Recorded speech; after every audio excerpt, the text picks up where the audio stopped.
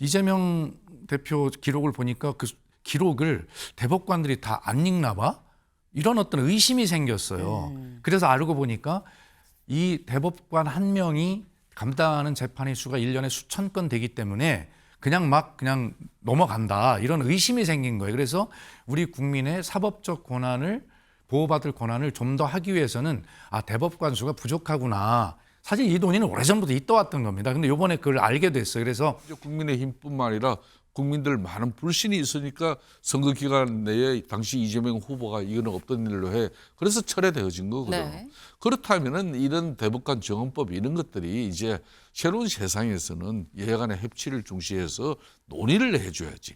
진작에 논의를 하면은 진짜 그래요. 실질적으로 대법관의 일정 부분은 정헌이 필요한데 그걸 갖다가 단계적으로 이렇게 정헌을 해 나가는 이런 방식이 나오는데 이런 것도 좀 더 협의를 했다면은 다시 30명이 아니고 우선은 20명으로 해보자. 그렇게 해서 현재는 14명이죠. 현재는 14명인데 차곡차곡 하루 1년에 4명씩 해서 4명, 4명, 4명, 4명. 그래서 최대 이 16명을 추가해서 최대 30명까지 대법관을 늘리겠다, 증원하겠다라는 4년간 16명을 증원하는 이 계획이 이른바 대법관 증원법이 어제 법사위 소위를 통과했다라는 겁니다.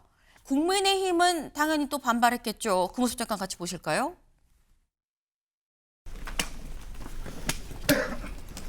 이재명 대통령께서 말씀하시는 통합, 국민들의 기본권을 보장하는 문제들, 또 참정권의 문제들 이런 것들은 대법관 증원의 문제로 충분히 그 문제에 대한 답을 드릴 수가 있다. 30명으로 증언하되 1년에 8명씩 2년간 증언하는 법안이었습니다. 그거를 당시 민주당 의원인 박기승, 서영교 의원이 이 법안의 표결에 대해서 동의하지 않자 민주당 의원끼리 논의를 한 결과는 1년에 4명씩 4년간 16명을 증언하는 형태로 자기들 논의로 법을 바꿨습니다. 그리고 그거를 대안이라고 구두로 제시하고 나서 일방적으로 표결을 강행했습니다. 이 모습이 바로 5년간 앞으로 보여줄 민주당의 일방 독재, 의회 독재의 모습이고 아마 이거 반복될 것으로 생각합니다. 마치겠습니다. 네, 유상범 간사가 이렇게 얘기를 하죠. 지금 자기들끼리 논의를 해서 1년에 4명씩 4년 동안 16명 증언한다고 그냥 구두로 얘기하고 통과를 시켜버렸다. 이런 강행, 의회 독재 모습 이거 결국 5년 동안 앞으로 민주당이 보일 모습 아니겠느냐라고 얘기를 했습니다. 박수현 의원님. 이 부분이 굉장히 참 안타까운 일인데요. 네. 우리 김성태 의원님께서 아마 원내 대표로 계셨다면 이런 것들이 타협이 잘 될 거라고 생각을 해요.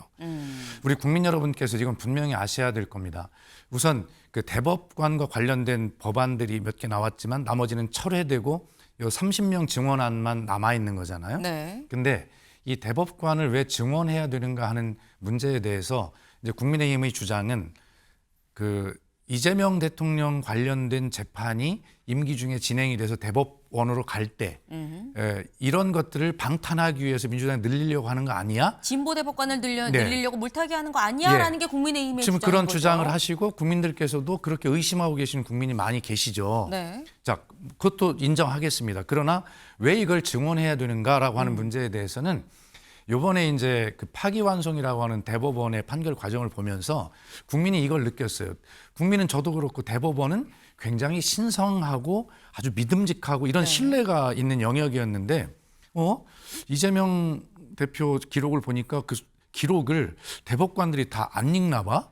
이런 어떤 의심이 생겼어요. 그래서 알고 보니까 이 대법관 한 명이 감당하는 재판의 수가 1년에 수천 건 되기 때문에 그냥 넘어간다. 이런 의심이 생긴 거예요. 그래서 우리 국민의 사법적 권한을 보호받을 권한을 좀 더 하기 위해서는 대법관 수가 부족하구나. 사실 이 논의는 오래전부터 있어왔던 겁니다. 근데 이번에 그걸 알게 됐어요. 그래서 적정 규모의 국민이 더 잘 재판받을 수 있는 권리를 확보하기 위해서 대법관 수를 좀 늘려야 되겠어요. 그런데 100명을 늘리자는 것도 원론적으로 있던 이야기예요. 근데 그것은 너무 무리야. 그러니까 그건 철회한 거잖아요. 근데 30명 정도는 늘려도 되겠어. 그런데 30명을 한 번에 늘려놓으면 국민의힘은 역시 이재명 임기 1년, 2년 안에 오면 이거 방탄되는 거 아니야? 이렇게 또 의심하니 그래서 현장에서 법사위에서 지금 보시는 바와 같이 이렇게 연차별로 이렇게 늘리면 그런 의심 그게 아니지 않습니까? 라는 것이 이제 타협을 한 것이죠. 근데 유상범 간사는 이것마저도 이제 자기들끼리 8명으로 2년 늘리려고 실제 방탄으로 하려다가 자기들이 반대하니까 이런 꼼수를 들고 나왔다. 근데 꼼수가 아니라 이것은 타협과 협상의 과정이어서 그런 부분을 국민께서 아마 동의하실 수 있도록 이렇게 잘 설명을 드리고 국민 여러분을 위해서 이건 이재명 대통령을 방탄하기 위해서가 아니라 이번 과정에서 국민의 사법적 권익을 보호하기 위해서 이 정도는 필요해요라고 설명을 잘 드리면 되고 또 야당하고도 그런 측면에서 더 좋은 안이 있으면 야당의 의견을 내야 됩니다. 그냥 네. 반대만 하지 말고 지금 현재 야당 법사위는 무조건 소위는 다 반대만 한 것 아닙니까? 이런 안도.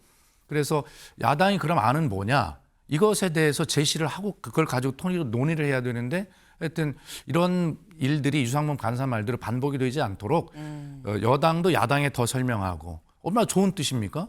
또 야당은 그래도 의심이가 그럼 우리 의견은 요대로 하자. 네. 그래서 의견을 내서 서로 절충하는 이런 형태로 5년을 계속 가야 합니다. 네. 지금 말씀을 들어보니까 국민의힘이 오해를 할 수 있는데 우리 의도는 그게 아니다라는 뭐 이런 그렇습니다. 취지의 네. 말씀이에요. 그러면서 지금 국민의힘이 이 의심하는 부분은 이 진보 대법관을 많이 늘려서 이재명 대통령이 지금 현재 재판을 받고 있는 게 5개인데 그게 대법원으로 가면 거기에 대해서 뭔가 유리한 판결을 받으려고 하는 거 아니야 라고 생각을 하니까 그래서 우리가 1년, 2년, 3년, 4년 해마다 좀 다르게 조금씩 늘리자고 얘기를 하는 거 아니겠느냐. 국민의 권익 증진을 위한 거다라고 지금 말씀을 하고 계시는 거거든요. 김성태 의원님.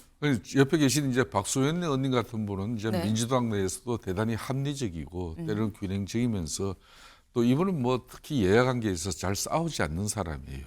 타협을 중시하는 그런 정치인인데, 근데 이제 국회 상황격인 이제 법사위 그러니까 상황이잖아요. 그건 상원이거든. 상원 의장 개념에 지금 위원장이 누굽니까? 정청래 위원장이에요. 네. 그건 다른 나라예요, 거기는. 그러니까 이재명 대통령이 어제 취임을 통해서 아무리 국민 통합 외치고 뭐 하더라도 자기 길은 간다. 그래서 이 원래 비법조인 대법관 허용, 그러니까 이 대법관은 판사나 검사, 변호사 이런 법조인 아니면 안 되는 영역인데 네. 이걸 뭐 방송인도 할 수 있고 누가 뭐 이렇게 그 한때는 이 법안이 올라갔었어요. 네. 그리고 대법관을 심지어 100명까지 정하는 법안이 올라갔었어요. 그게 이제 전부 법사위에서 법사위원들 중심으로 이게 논의가 된 내용이거든, 민주당. 그런 측면에서 이제 국민의힘뿐만 아니라 국민들 많은 불신이 있으니까 선거 기간 내에 당시 이재명 후보가 이거는 없던 일로 해. 그래서 철회되어진 거거든. 네. 그렇다면은 이런 대법관 정헌법 이런 것들이 이제 새로운 세상에서는 여야 간의 협치를 중시해서 논의를 해줘야지. 진작에 논의를 하면은 진짜 그래요. 실질적으로 대법관의 일정 부분은 정언이 필요한데 그걸 갖다가 단계적으로 이렇게 정언을 해 나가는 이런 방식이 나오는데 이런 것도 좀 더 협의를 했다면은 다시 30명이 아니고 우선은 20명으로 해보자. 그렇게 해서 이거는 이재명 대통령 5년 임기 동안에 이제 완전히 30명을 네. 정언하겠다는 그런 프로그램이잖아요, 그죠?